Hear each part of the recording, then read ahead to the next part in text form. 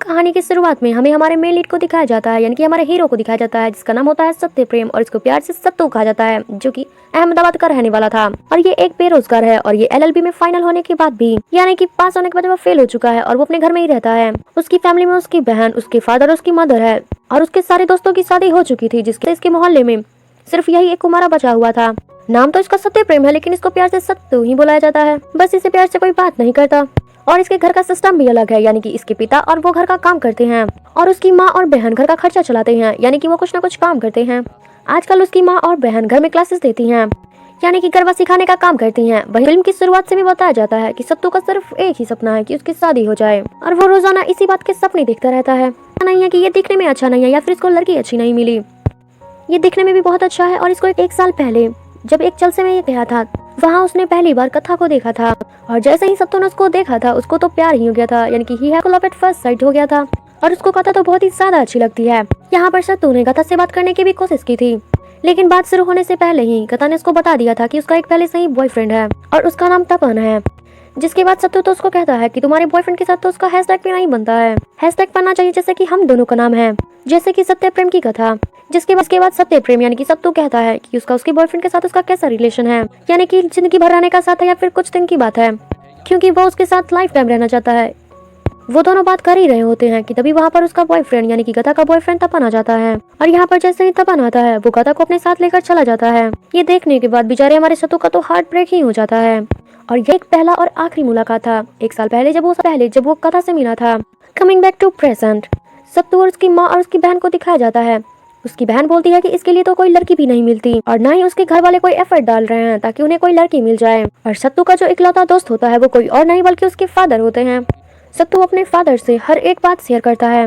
सत्तू के फादर को पंचायती राजा कहा जाता है, क्योंकि मोहल्ले के सारे खबर जो रखते हैं ये खबरी। और इन्हीं बातों में से एक बात वो अपने बेटे सत्तू को बताते हैं, जिसके बाद उसके डैड उसको बताते हैं कि सत्तू, तुम्हें पता है गाधा का यहाँ पर ब्रेकअप हो चुका है उसके बॉयफ्रेंड से और वो अब पूरी तरीके से सिंगल है क्योंकि उसका ब्रेकअप जो हो गया है।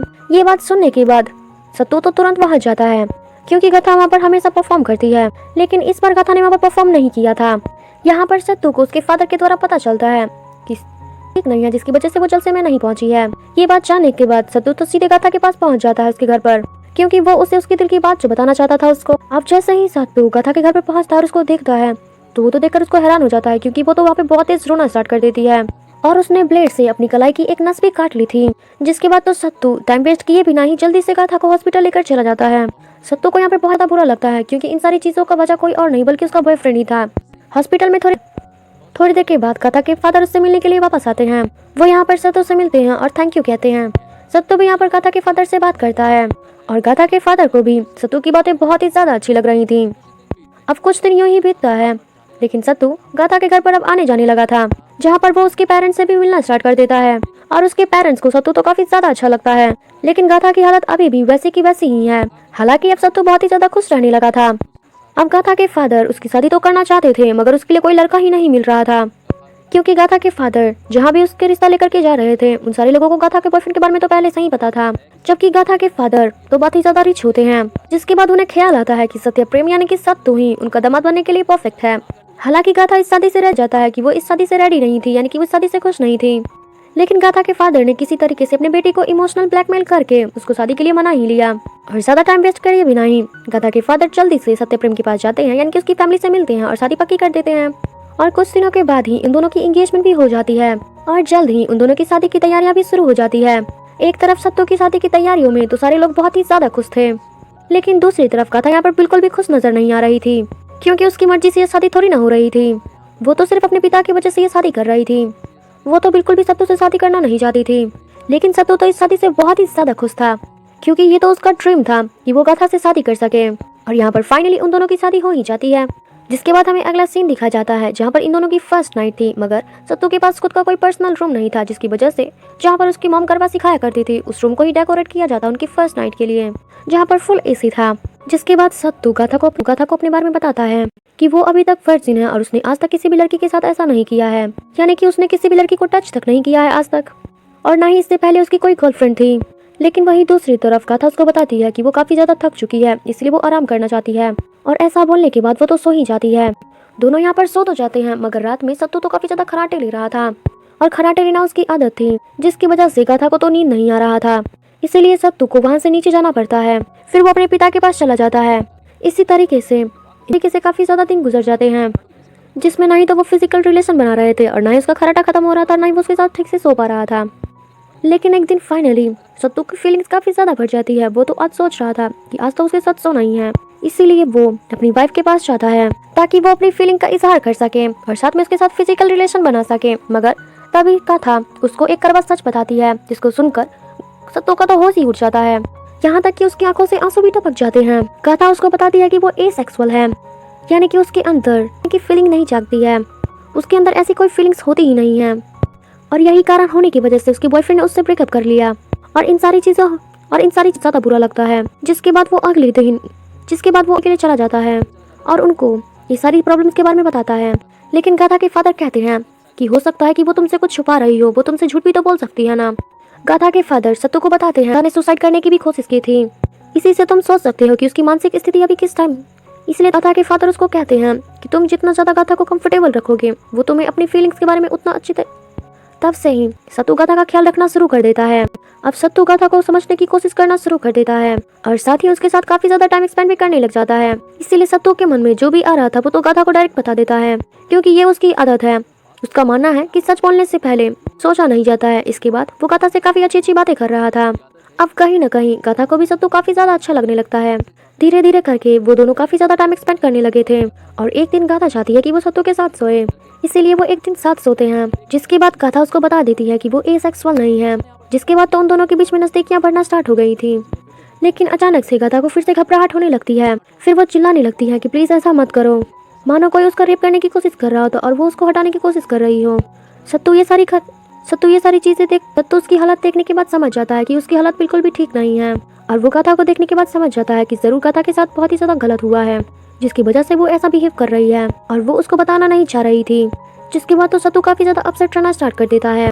जिसके अगले ही दिन सत्तू फिर से अपने फादर इन लॉ के पास चला जाता है, यानी कि गाथा के फादर के पास पहुंच जाता है। फिर वो कहता है कि मुझे सिर्फ एक बात जाननी है। वो अपने फादर इन लॉ से पूछता है कि पहले मुझे ये बताइए कि आखिर गाथा ने सुसाइड करने की कोशिश क्यों की थी। जिसके बाद गाथा के फादर कहते हैं कि अगर मेरी बेटी तुम्हारे साथ रहना नहीं चाह रही है तो जाकर उसको 2-4 थप्पड़ मारो, जिसके बाद वो तुरंत मान जाएगी। ये सुनने के बाद सत्तू का तो हाथ अपने ससुर पर उठ जाता है, जिसको देखने के बाद गाथा के फादर तो उसको सारी सच्चाई बता देते हैं।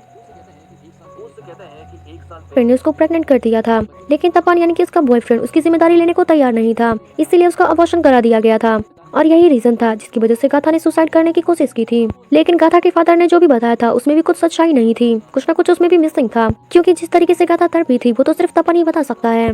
जिसके बाद सत्तू तो दौड़ते हुए तपन के ऑफिस पहुंच जाता है और वहाँ पे तोड़फोड़ करना स्टार्ट कर देता है और तपन को तो काफी ज्यादा मारता है, यहाँ तक कि उसको कुत्तों की तरह मारता है। सभी लोग तो उसे बचाने की काफी कोशिश करते हैं, लेकिन यहाँ पर सत्तू तो उसको बहुत ही ज्यादा फिर से मारता है। इस वजह से सत्तू को तो जेल हो जाती है, मगर उसे सामने ही छोड़ दिया जाता है। जिसके बाद वो वापस अपने घर गाथा के पास पहुंच जाता है। गाथा को उसकी हालत देखी नहीं जा रही थी, जिसके बाद वो रोते हुए अपनी पूरी चीजें गाथा उसको बताती है कि 1 साल पहले जब मैं तुमसे मिली थी उसी दिन तपन और मैं डेट पर गए थे, लेकिन तपन ने उसके साथ रेप किया था। उसने कई बार अपने बॉयफ्रेंड को मना भी किया था, लेकिन उसका बॉयफ्रेंड नहीं माना और उसका रेप कर दिया गया और यही रीजन था जिसकी वजह से वो प्रेग्नेंट हो गई थी और उसको अबॉर्शन भी करना पड़ा। ये प्रेग्नेंट वाली बात वो घर पर किसी को बताना नहीं चाहती थी, उसके पिता को। लेकिन तभी गाथा ने सुसाइड करने की कोशिश भी की थी और तब से ही वो किसी भी मर्द के आजू बाजू जाने से वो घर बार और यही रीजन था जिसकी वजह से वो उसके साथ इंटीमेट। लेकिन सत्तू ने उसकी सारी सच्चाई जानने के बावजूद भी उसको अच्छी तरीके से एक्सेप्ट कर लिया था। उसे इंटीमेट होने की कोई जरूरत नहीं थी। वो उसे एक लंबे वेकेशन पर ले जाता है जहाँ पर वो दोनों काफी ज्यादा एक्सपेंड करते हैं। लेकिन कई बार ऐसा होता है जब उन दोनों की नजदीकियां काफी ज्यादा कम हो जाती हैं, लेकिन इसके बावजूद भी वो अपने आप को कंट्रोल कर लेता है, क्योंकि वो नहीं चाहता है कि गाथा के साथ कुछ भी गलत हो या फिर उसकी फीलिंग फिर से हर्ट हो। लेकिन ऐसी जिंदगी नहीं कटने वाली थी, उसे उसका सोल्यूशन तो ढूंढना ही था। अब अगले दिन उन दोनों के घर पे सत्यनारायण का पूजा था, जहाँ पर सत्तू एक कंप्लेंट फाइल लेकर आता है जिसमें वो गाथा के साइन चाहता था। लेकिन यहाँ पर उसके पिता यानी कि सत्तू के फादर उसके चाहते हैं कि ये सारी बातें समाज को पता चले। लेकिन सत्तू अपने फादर को बताता है कि जब भी किसी लड़की के साथ गलत होता है तो उसमें से ज्यादातर जो लड़कियां होती हैं, यानी कि 99% जो लड़कियां होती हैं वो केस फाइल नहीं करती हैं। वो ये सोचती हैं कि उनकी इज्जत तार-तार हो जाएगा, समाज उसे एक्सेप्ट नहीं करेगा। लेकिन इसी वजह से उन सबको इंसाफ नहीं मिलता है और वो सारी अपनी पूरी की पूरी जिंदगी को खराब कर लेती हैं। और अगर आज कथा इस कंप्लेंट सही रहेगी और वो पूरी जिंदगी गिल्ट फील करती रहेगी कि उसने एक कंप्लेन भी नहीं किया था। यहाँ पर गाथा उस पेपर पर साइन कर देती है और वो बताती है कि मेरे अंदर सुसाइड करने का तो हिम्मत था, लेकिन इस पेपर पर साइन करने का हिम्मत नहीं था। लेकिन आखिरकार गाथा ने उस पेपर पर साइन कर ही दिया था। इसके बाद कुछ टाइम के बाद तपन के लिए एक अरेस्ट वारंट निकलता है और उसे सजा हो जाती है।